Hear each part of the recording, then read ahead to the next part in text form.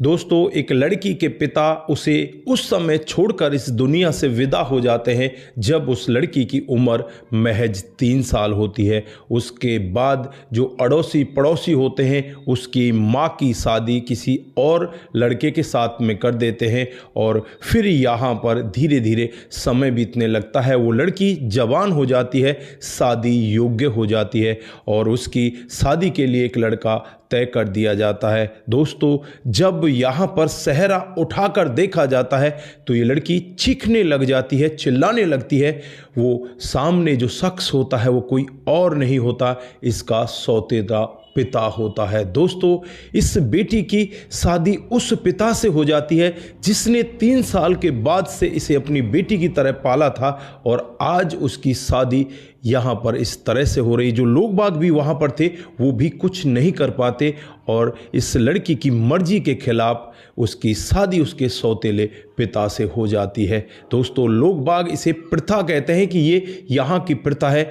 कहाँ की ये प्रथा है, कौन सा ऐसा इलाका है जहां पर ऐसी प्रथा आज भी जीवित है और उसके बाद इस लड़की के साथ में क्या होता है। अगर आप लोग भी पूरी कहानी को डिटेल से जानना चाहते हैं तो वीडियो को जरा सा भी स्किप ना करें, लास्ट तक वीडियो को जरूर देखिएगा। नमस्कार, जय हिंद। आप देख रहे हैं APH न्यूज राहुल रावत के साथ। दोस्तों, आज की जो हकीकत की घटना आप लोगों को बताने जा रहा हूं ये हमारे पड़ोसी देश बांग्लादेश के सिंदूर इलाके की है। यहाँ पर मंडी जाति के कुछ लोग रहते हैं और जो कहानी मैंने आपको बताई थी वही मैं आज आपको आगे बता रहा हूं। एक लड़की होती है जिस लड़की का नाम औरोला होता है, उम्र महज 3 साल होती है। एक दिन का वाकया होता है, उसके पिता बाजार बाइक लेकर गए हुए होते हैं लेकिन थोड़ी देर बाद ही वहाँ से खबर आती है कि एक एक्सीडेंट हुआ है और एक्सीडेंट में पिता इस दुनिया को छोड़कर चले गए हैं। दोस्तों,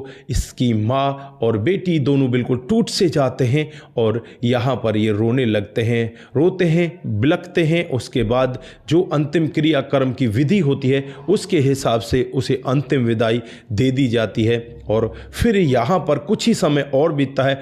कुछ समय के बाद ही इस जो लड़की की माँ होती है इसके लिए एक और व्यक्ति को देख लिया जाता है जिसका नाम नाटेम होता है। नाटेम के साथ इस औरत की शादी कर दी जाती है। बेटी 3 साल की होती है, वो भी इन्हीं के साथ चली जाती है। जो पिता यहाँ पर इस लड़की का बनता है सौतेला नाटेम, वो इस बेटी को ऐसे पालता है जैसे इसकी ये सगी बेटी है, पूरा प्यार देता है और धीरे धीरे करके ये बेटी बड़ी हो जाती है। दोस्तों, बड़ी होने के बाद जब इसका शादी का नंबर आता है तो लड़की के लिए शादी तय कर दी जाती है। लड़की को नहीं पता तेरा दूल्हा कौन है, किसके साथ तेरी शादी हो रही है। पूरी तैयारियां हो जाती हैं और जब यहाँ पर लड़की सेहरा उठाकर देखती है तो सामने उसका वही सौतेला पिता होता है।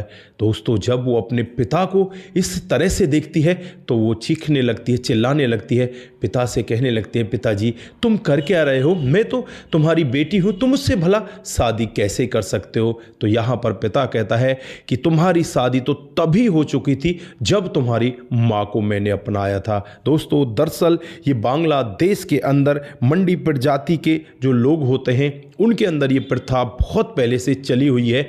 यहाँ पर अगर कोई महिला इस तरह से विधवा हो जाती है, जो उसकी बेटी होती है वो भी उसी सौतेले पिता की दुल्हन बनकर जाती है। आज भी यहाँ पर ऐसा ही होता है। दोस्तों, जो औरोला है वो अपनी माँ की सौतन बन जाती है। अब यहाँ पर वो अपनी माँ को माँ कहे या सौतन कहे। दोस्तों, जो मंडी जनजाति के लोग बाग हैं वो ये सब करने के लिए इस लड़की को मजबूर कर देते हैं और ज़बरदस्ती यहाँ पर नाटेन के साथ इसकी शादी हो जाती है।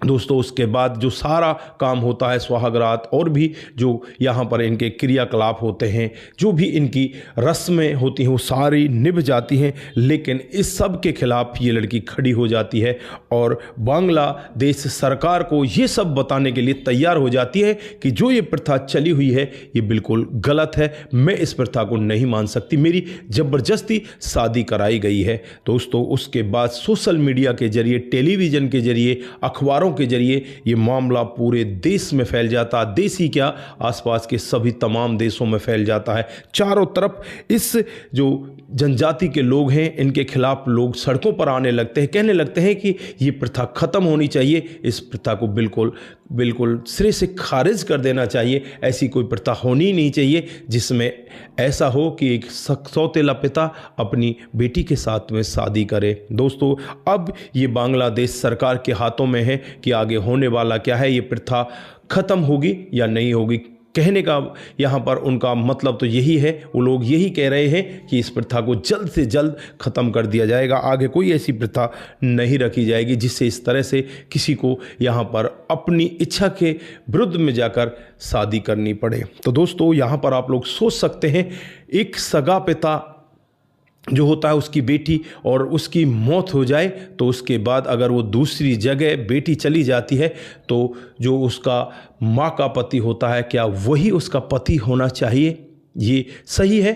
ये बिल्कुल गलत है, इसे सिरे से खारिज करना चाहिए। ये बिल्कुल गलत बात है, ऐसा होना ही नहीं चाहिए। अगर कोई आपकी माँ को अपनाता है, आपका पिता बनता है, तो वो पिता ही है, वो आपका पति नहीं हो सकता। दोस्तों, यहाँ पर इस लड़की ने भी यही कहा कि जो मेरा पिता है मैं उसे कैसे अपना पति मानूं, कैसे उसके साथ में ये सब करूं। तो यहाँ पर जो उसकी माँ है वो भी रो रही है, वो भी यही चाहती है कि ये प्रथा बंद होनी चाहिए। और अब यहाँ पर माँ बेटी दोनों का प्यार आपस में बट भी रहा है। अब एक दिन तो माँ अपने पति के पास जाएगी, दूसरे दिन बेटी जो उसका पिता है उसी के साथ वो भी जाएगी। दोस्तों, कहाँ की ये प्रथा है? ऐसी प्रथा को आग लग जानी चाहिए, ऐसी प्रथा को सिरे से खारिज कर देना चाहिए। और मैं तो ये कहूँगा, अगर ऐसी प्रथा कहीं और भी चल रही है और ऐसे लोगों का शोषण हो रहा है तो वहाँ पर भी इसका विरोध करना चाहिए और आप लोग खड़े हो सकते हैं, आगे बढ़ सकते हैं। ऐसी प्रथाओं का विरोध करो और आगे बढ़कर ऐसी प्रथाओं को समाप्त कराओ। तो दोस्तों, आज के लिए बस इतना ही, फिर मिलते हैं किसी नए मोड के साथ। तब तक के लिए आप अपना ख्याल रखें, परिवार का ख्याल रखें, सतर्क रहें, सावधान रहें, रिश्तों की अहमियत को जरूर समझें। जिन साथियों ने हमारे पिछले वीडियोज पर कमेंट किए थे उनका नाम हम यहाँ पर बारी बारी से लेने वाले हैं। कमेंट आता है वो कमल सिंह जी का आता है, वो लिखते हैं कि आपकी कहानी 100% सही होती है, अच्छी होती हैं, बहुत बहुत धन्यवाद। उसके बाद में जो कमेंट आता है मुनमुन श्री वास्तव जी का आता है, वो लिखते हैं अगर सुबह का भूला शाम को घर आ जाए तो उसे भूला नहीं कहा जा सकता। यहाँ जो महिला है 40 साल बाद शादी करती है, बच्चों को देखकर उसके मन में ये भावना जगती है, तो बहुत ही अच्छी बात है और उनका जीवन आगे बढ़ता रहना चाहिए। आपसे हम यही कहेंगे कि इनका जीवन बड़े खुशी के साथ आगे बीते। बहुत बहुत धन्यवाद। उसके बाद प्रदीप सिंह जी यहाँ पर वो कहते हैं कि समाज दुनिया की घटनाओं को कुछ देखते हुए मन ही मन एक बात आती है, ऐसी लड़कियों को शादी कर लेनी चाहिए। बहुत बहुत धन्यवाद। उसके बाद में जो कमेंट आता शंकर स्वामी जी का आता है, आपकी कहानी बहुत ही अच्छी लगती है, बहुत बहुत धन्यवाद। उसके बाद में ठाकुर जी का कमेंट आता है, बहुत ही बेहतरीन प्रेरणादायक प्रस्तुति, बहुत बहुत धन्यवाद। उसके बाद में कैलाश दास परमाल जी हैं, वो हमें कमेंट करते हैं, you are doing great, keep sharing such impressive stories, बहुत बहुत धन्यवाद आपका।